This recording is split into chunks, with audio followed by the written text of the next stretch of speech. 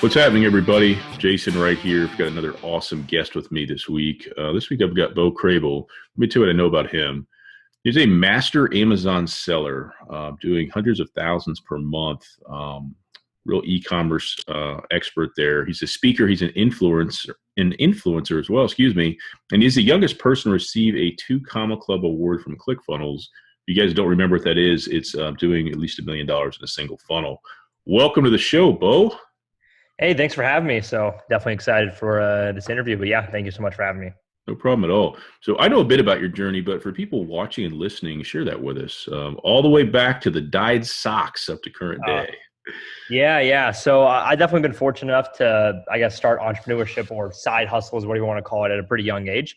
The first, I would say, real side hustle that I did, that actually, got me really excited for a lot of things, is I was in middle school, and there was all these like Nike Elite socks that all these cool kids were wearing, and they were like really overpriced. They're like $12. But Nike came out with like a few different colors, and they just had like a stripe on the back. And I actually would go up to classmates at school and like ask them like, hey, do you want these like customized? I can get you like pink ones or red ones or, rainbow, whatever you want to call it, whatever color you guys want, just let me know. So I would take orders from people. I would then get the socks. I would go to Joann's to get like coloring dye. I'd have an entire process for it and then sell them for twice as much. That worked out. I was making a couple $100 and I was like, all right, this is fun.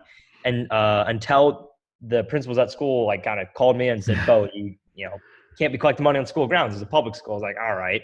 And then at this time, I was definitely very lucky that I actually had a father who was like doing a bunch of different weird businesses that went up and down, but he was always kind of like dabbling on eBay. So I knew how to like make a listing on eBay just because I know my father would like show me how to do that. So I was like, you know what? If all the classmates at my school like these socks, there's got to be tens of thousands of other middle schoolers out there online. So let me just throw these up on eBay. And lucky enough, I had no idea. Like they just skyrocketed. I was doing like $2,000, $3,000 a month off of these socks. So like, all right, Wow. there's money to be made on this eBay thing. We're selling products online. So from that point, that's kind of where the light bulb went off. I was like, there's money to be made online, and just started to dive into a bunch of different, models and business models and e-commerce platforms. And yeah, that's how it kind of all got started. Very nice, man. Kind of throughout the journey from then to now, have you ever had like a moment where you're like, oh crap, this ain't gonna work out? Have you ever had that real intense fear of failure? Mm, Actually, no. I think that's been one of my strong suits is that like I've just never been really fearful at all. I know I see people talk about that all the time, and I think that's just one thing I've been extremely like good at a trait of. But yeah, I actually never really have. Nice. Very nice. So talk to me a bit about committing to success, what that means to people, what it should mean and what, where most people kind of stop with that, I guess. Yeah. So because I see definitely a lot of people, especially getting into the e-commerce space, it's almost like they're thinking it's a side hustle, so they're going to put like partial effort into everything. And I definitely went to like a fork in the road into like kind of pursuing my business or not pursuing my business because in middle school I was dabbling around and it was more a little bit of a hobby. I was trying to do things on Craigslist and flipping a bunch of items from garage sales, and it worked out, but it was more of a hobby. And then I started to do more, started buying things from China and selling for more. But then I got into high school and actually became a pretty competitive athlete for cross country and track. And I kind of had a huge passion for that. And I was running up to like 60, 70, 80 miles a week. And that was kind of like Oh, my main focus. That was all what I was committed to. I put my business to the side and I wasn't really, doing much with my business until 1 week before like my senior year, I actually get injured for a cross country. So now I go from running 80 miles a week where every single minute of the day I'm thinking about running and, getting a few seconds faster. And now I'm like, well, now I'm injured. The doctor's practically telling me like, I'm gonna be out for an entire year. I'm like, all right, I have no idea what else to do. Kind of was depressed a little bit. And I was like, well, what else am I going to do? And I remember actually I had a couple orders coming in because it was still lived on the side. I remember actually driving to the post office and like shipping out a couple packages. I was like, oh crap, this is the only other thing I'm good at. So from there, I was like, all right, this whole running thing and track may not work out as I want it to be, but I'm just gonna be fully committed to just running my business right now. I definitely got rid of a lot of friends. Was not spending any time on social media. I definitely put school to a secondary effort. I was a senior, so I was like already, gonna go to schools and things like that. But yeah. yeah, I think it's definitely important that I remember I read the book Laws of Success by Napoleon Hill. And the biggest thing I got out of it was like, you have to just take concentrated effort towards one thing and just absolutely crush it and try not to like have so many distractions going on. So I think that's, a huge part to success is really being focused on the one thing at one time. But Yeah, I see with e-commerce especially, sometimes people talk about it who are getting into it like it's this magic bullet and all they have to do is open a Shopify store and then they're going to be rich the next day.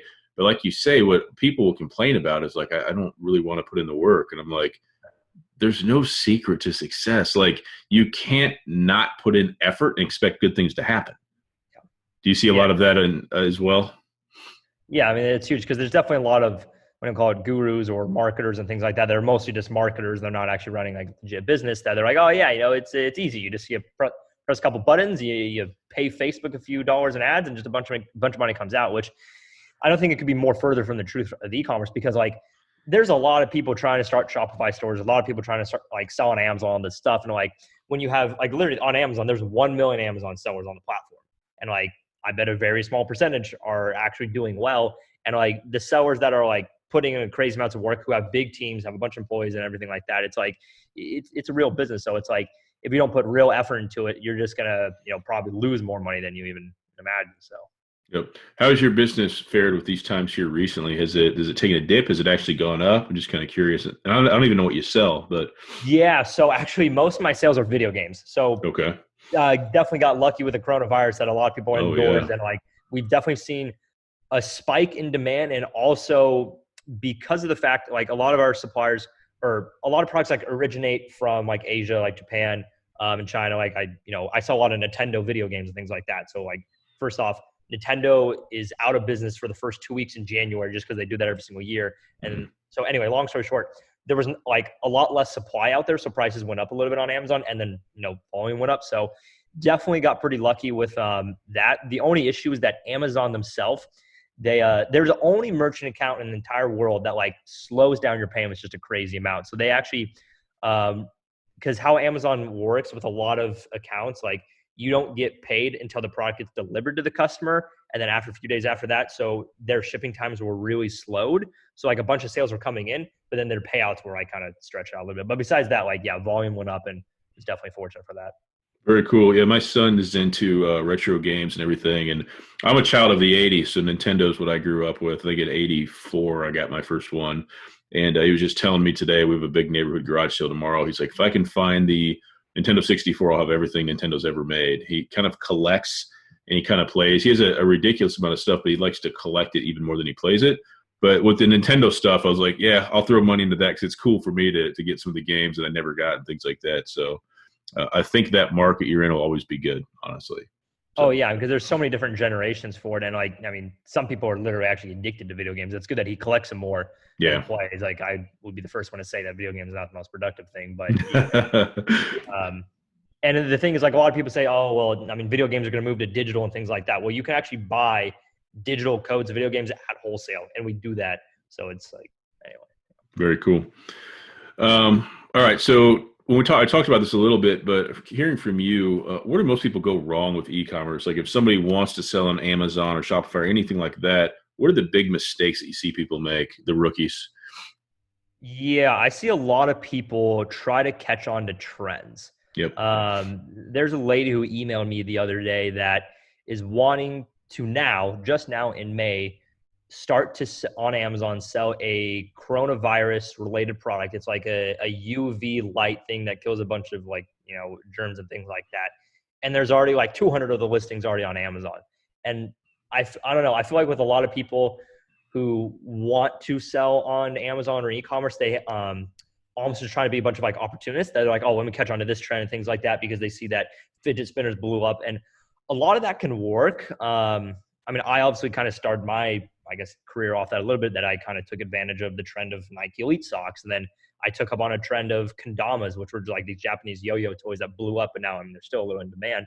So I think that's one issue, is that people just think that starting business because they watch Shark Tank or they watch other things, that they think you have to create a really amazing, new, unique product. Yep. However, like the amount of products that are already out there in the market, like what I focus on is I focus on what's already selling. And I try to just go buy those at wholesale of like big name brand products. So like, I'm not saying you have to go sell name brand products, but like And even if you're going to go create your own brand, if you look at a lot of like really solid brands, it's just like they try to see what's already working and just improve upon it instead of like saying, oh, let me just try to throw a product into the market. So I think that's one of the biggest like, overview things that people run into issues. So they're trying to like put something into the market when they should just try to see how they can improve the market. Yep. Makes sense. So if anybody watching or listening is interested in selling on Amazon now, what do they need to know? Yeah. So what they would need to know is kind of decide which route they want to go into. Really, I would say selling on Amazon specifically, there's like two ways to really build a business. There's either creating up your own brand or selling popular name brand products. Both can be fine. I would say the route of selling like name brand products, I mean, that's what I do. It's definitely lower margins, but I would say it's a little more consistent and more of like should be a little more seen like as investing that, okay, you got X amount of dollars to start with. These products are already selling. They're already on Amazon. You got to find them at the right price.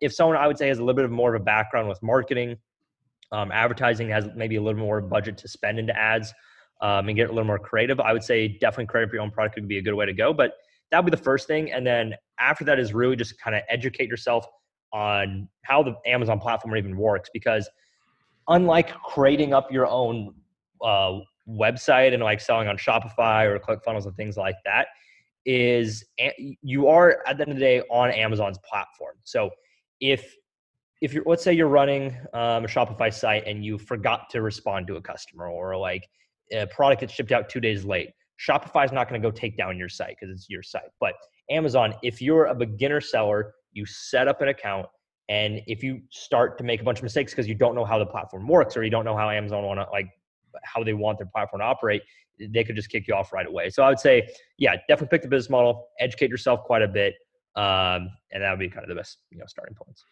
Well, so when I think about when I came up with this stuff, eBay was the big platform. And I remember my mom telling me about it, and she was like, I think this thing might be big, like before it was.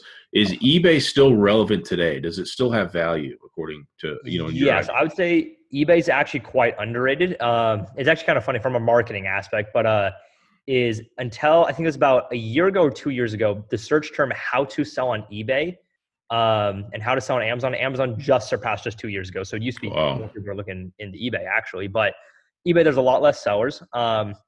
It's interesting because eBay's always trying to change up their platform. Like obviously if you're selling used things or collectibles, like if someone's going to go sell those video games, like you'd probably get better sales on eBay.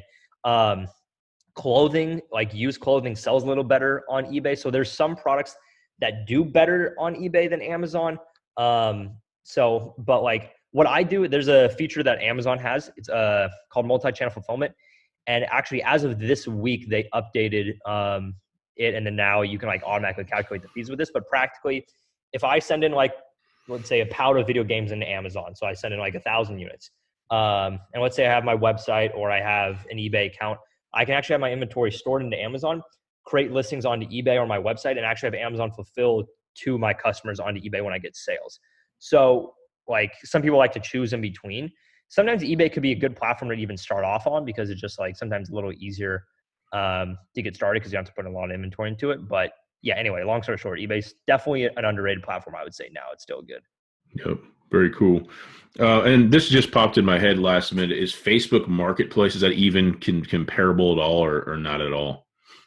I would say it can be okay if you have a bunch of like leftover things, or if you're trading items or like used things like that. Kind of like, I would say Facebook Marketplace is like a better Craigslist.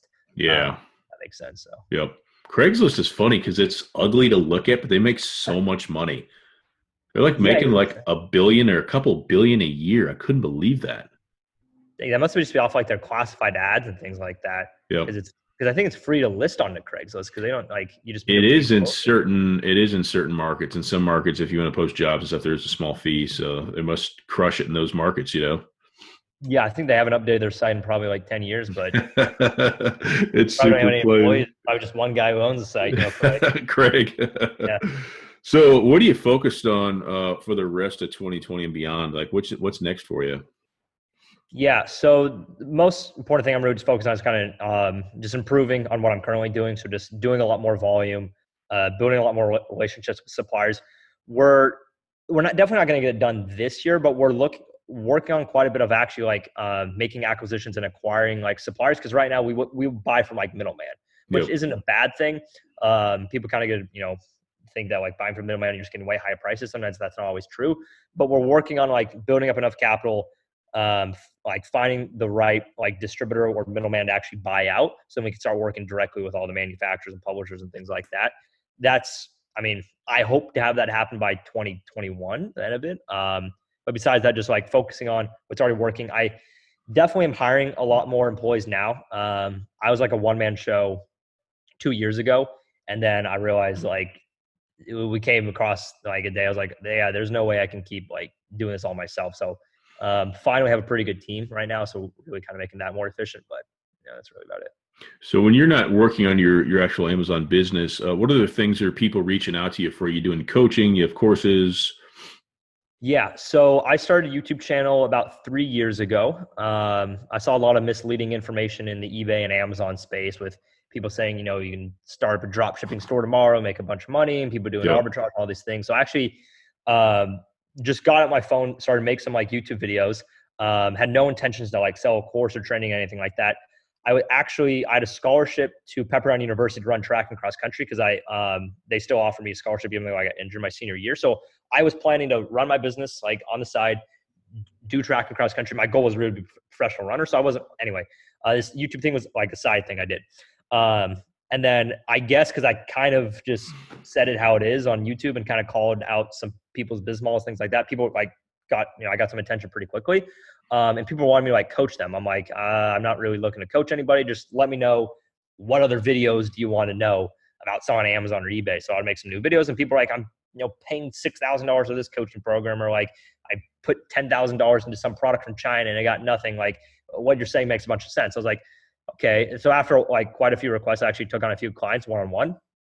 I was like, I don't know if people would even want to pay for me to listen. I think I remember like the first consulting thing I did was like $100 for like 4 hours or something like that. I was like, I don't know. I just wanted to see how it was going. But yeah, so then I realized, like, okay, people definitely want to learn from me, but then like, I definitely need to like make this scalable. Like, how can I like coach more people or like teach more people by like, not working with everyone one-on-one. So that's actually came out with a course back in 2017, which got over 4,000 members in that course now. But yeah, so anyway, I have a bunch of content on YouTube. So if people want to learn more about like doing it, you can definitely check out my YouTube. And then I have courses and also a book that I just came out with that actually if you go on Amazon and type in how to sell on Amazon, my book actually pops up number one. So, nice. But yeah. Very nice. Along those lines, if somebody watching or listening would like to learn more about you or what you're doing or contact you, how can they do so? Yeah. So I have my website. It's beaucrabill.com. It's BEAUCRABILL.com. If you want to, I have a couple Facebook groups as well, but like my most type of like educating content is definitely on YouTube. It's just my youtube.com/my name. But that would be the best way to contact. And also I'm on Facebook and all that good stuff. Awesome, man. Well, really appreciate your time today. Loved having you on the show, and love the value that you've given us as well. Awesome. Well, thank you so much, Jason. Yep.